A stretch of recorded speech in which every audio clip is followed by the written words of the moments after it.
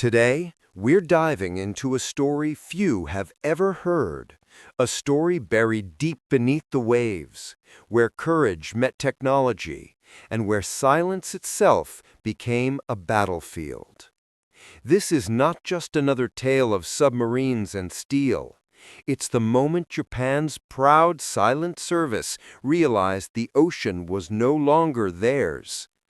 Tonight, on WW2 Era Stories, we uncover how Japanese submarine crews intercepted strange American sonar buoys and discovered a terrifying truth that changed naval warfare forever.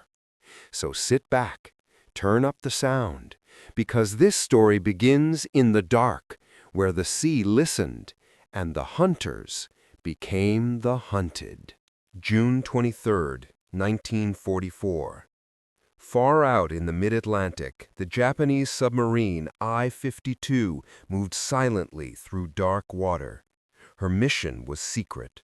Her destination, Nazi-occupied France. In her cargo bays lay 2 tons of gold, a gift to Hitler's Germany in exchange for radar and jet technology. She carried engineers, technicians, and dreams of restoring a war slipping out of reach. But the ocean was no longer a friend. From above, a U.S. Navy Avenger bomber circled in the darkness, its pilot guided not by sight, but by sound. Dropping small floating cylinders into the sea, he created an invisible net, the newly invented sonobuoy. It listened, waited, and transmitted every echo to the aircraft above. Within minutes, I-52's presence was betrayed by her own heartbeat, the rhythmic thrum of her engines reverberating through the deep. An acoustic torpedo locked on. There was a brief flash beneath the surface, then nothing. I-52 vanished, with all 109 souls aboard, and with her sank Japan's illusion of safety beneath the waves. The Americans hadn't just hunted a submarine that night. They had unveiled a new kind of warfare, one fought not by sight, but by sound. The sound of hunting. By 1944, the Allies had turned the ocean into a weapon. Their secret tool, the sonobuoy, was a simple yet devastating invention.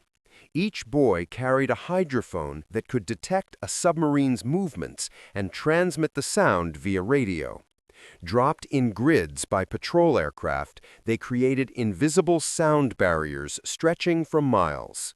For the first time in history, submarines were not ghosts of the sea, they were prey.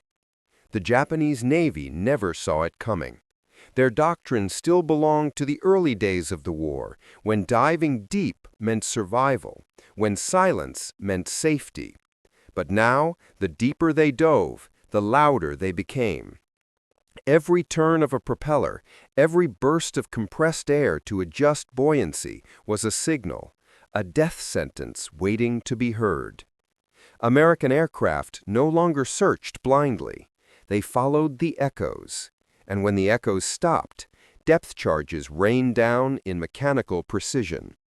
What the Japanese called the spirit of the submarine, the belief that courage and stealth could overcome technology, was vanishing beneath the relentless hum of Allied innovation. A war of machines.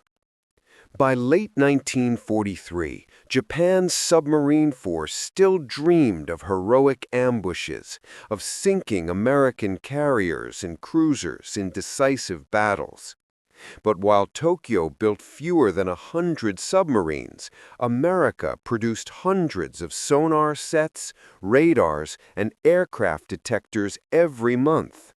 The war had become one of industry, and Japan was fighting it with faith instead of factories. The contrast was stark. The Imperial Japanese Navy developed marvels like the massive I-400 submarine aircraft carrier, capable of launching bombers from beneath the waves. But these were isolated achievements, extraordinary yet impractical. Each one required months of construction and consumed resources Japan could no longer spare. Meanwhile, the United States built an invisible empire of sensors. Networks of sonobuoys, radar sweeps, and long-range patrol planes turned the Pacific and Atlantic Oceans into maps of sound and motion. For every Japanese submarine that left port, there were now 100 American ears waiting to listen. The ocean itself had turned against them. The invisible enemy. In 1944, Japanese submariners began reporting strange phenomena, moments when the Americans seemed to know their position with uncanny accuracy. Some crews whispered that U.S. aircraft could see through the sea. Others believed in cursed waters, haunted by restless spirits of the drowned. The truth was far more terrifying. American sonar technology had evolved beyond imagination. Their ships and aircraft used active sonar, sending out pings that bounced off submarine hulls, and passive sonar, which simply listened. Each new model grew sharper, more sensitive, more intelligent.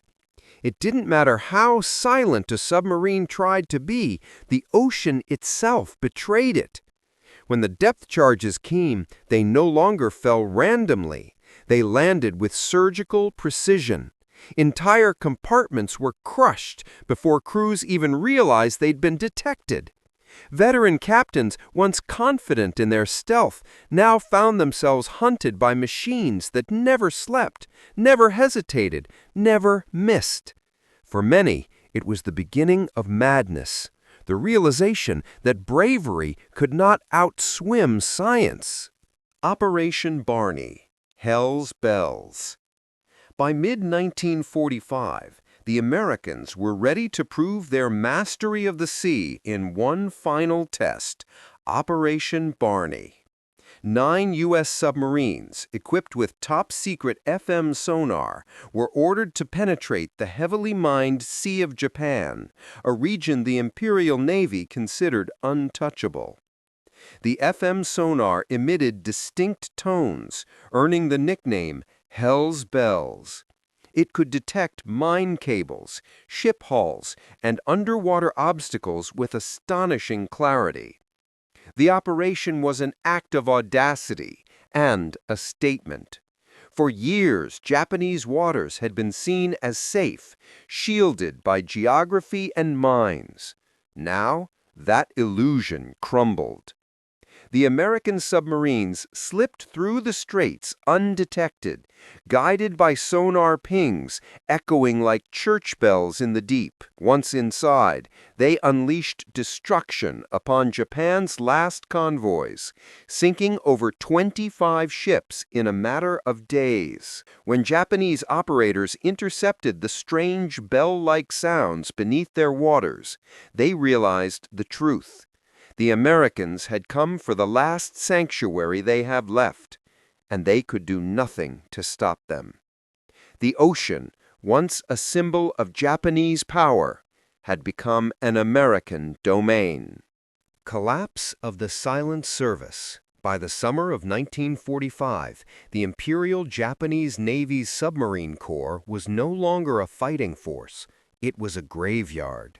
More than 70% of its submarines were gone. Entire crews vanished without trace, often taking years before anyone even knew their fate. Families received only a telegram and a single word: missing. What had begun as an elite brotherhood of the sea had turned into a slow-motion tragedy. Each new patrol was a death sentence, carried out beneath crushing pressure and endless fear. Captains no longer planned missions, they planned funerals. Inside the steel hulls, morale collapsed. Food was scarce. Engines broke down constantly. The once proud submariners who had called themselves the Emperor's Shadow Fleet began to speak in whispers. Many carried cyanide pills. Others, when trapped by relentless sonar hunts, chose to surface and scuttle their boats rather than endure another bombardment in the dark. For Japan's submariners, the sea, once their refuge, had become a tomb. Industrial fate.